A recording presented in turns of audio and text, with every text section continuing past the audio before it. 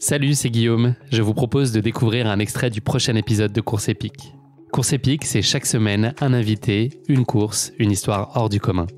Je vous donne rendez-vous tous les mercredis pour découvrir un nouvel épisode et vivre une grande et belle histoire de course. Mais avant ça, place à un extrait de notre prochain épisode. Je vous propose qu'on parle maintenant de votre course épique. Cette idée, elle est née comment ? Qui a eu l'idée qu'il se dénonce tout de suite ? Ça vient de quel cerveau ? Je crois bien que c'est moi. C'est Gaëtan.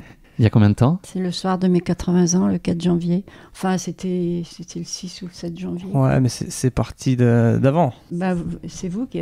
Moi, j'étais pas au courant. J'ai découvert cette épreuve via les podcasts, donc Course épique. Vu que je commençais le trail, j'avais envie de progresser rapidement. Je me suis mis à écouter des podcasts.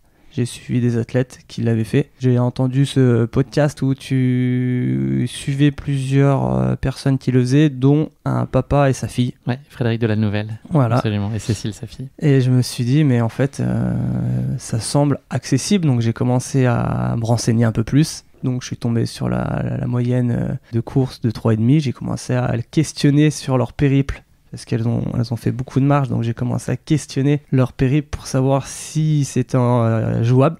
Et j'ai vite compris que oui, c'était jouable. Donc on en a parlé avec les cousins, j'ai proposé ça. Tout le monde n'était pas forcément chaud, mais j'ai réussi à avoir le dernier mot. Et puis voilà, pour les 80 ans, surprise. Ils voulaient m'envoyer en Thalasso, les autres. 2 salles, 2 ambiances. Comment t'as réagi toi, Paulette ? T'as dit oui tout de suite ? Quand il est venu vers moi, qui m'a fait voir la feuille, c'était une grande feuille. Et puis il m'a dit, voilà, c'est...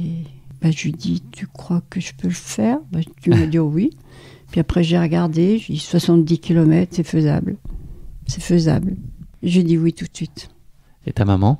Pour ma maman, j'étais plus confiant. Il n'y a pas de souci. Pas de souci, ouais. C'était plus... le débat était plus de si elle venait. Elle restait avec moi. Elle restait avec Paulette. Et donc, moi, ça m'arrangeait.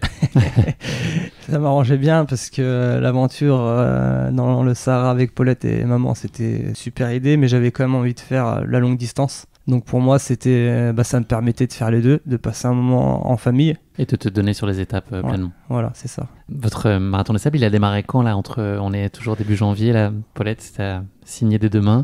À partir de quand ça a commencé à devenir une réalité ? Donc les tout premiers moments de réfléchir à la préparation. Mais j'ai rien réfléchi du tout, moi. Mais Gaëtan, il me disait, il disait à tout le monde, mais elle prépare rien, elle s'occupe de rien. Je confirme. C'est vrai, hein, on n'a rien préparé. Hein. Moi, c'est 8 jours avant que j'ai dit, tiens, il faudrait peut-être ça. Mais je suis partie, mais pouf. Tu t'es reposé sur Gaëtan là-dessus ? Oui, un peu. Alors beaucoup. lui, par contre, il nous a donné de la nourriture pour 15 jours. Hein. Il fallait prendre ça. C'était 2000 calories par jour. J'avais beau lui expliquer que moi, je ne mangeais pas comme ça. C'est 2000 calories par jour, parce que s'il vérifie, il faut 2000.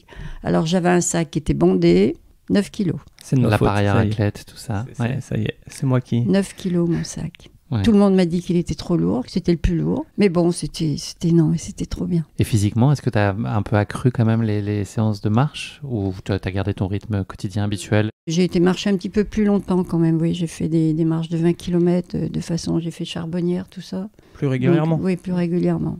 Voilà. Sans contrainte, tu l'as pas vécu comme une contrainte, c'était pas du tout. Pas du tout. Au service de l'objectif. Non, pas du tout.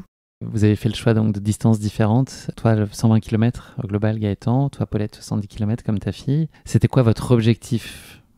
Le seul, c'était de finir, d'aller chercher la médaille ? C'était de finir. Mais en aucun cas, il y a des fois, j'étais comme souvent quand ça m'arrive, quand j'avais fait Saint-Étienne-Lyon, ou du 50e, j'avais dit allez hop, stop. Puis dans la seconde qui a suivi, j'ai dit non, mais t'es pas venu là pour t'arrêter, quoi.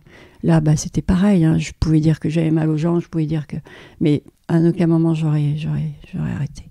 Vous étiez confiants tous les deux sur l'issue de la course. Quoi qu'il en soit, vous n'aviez pas prévu de lâcher. En plus, je voulais pas les décevoir. Et puis, alors les voisines avaient dit on te connaît, tu vas aller au bout du bout. Alors tout le monde pensait que j'allais au bout, peut-être qu'en pensant que j'allais peut-être abandonner quand même. Enfin bref.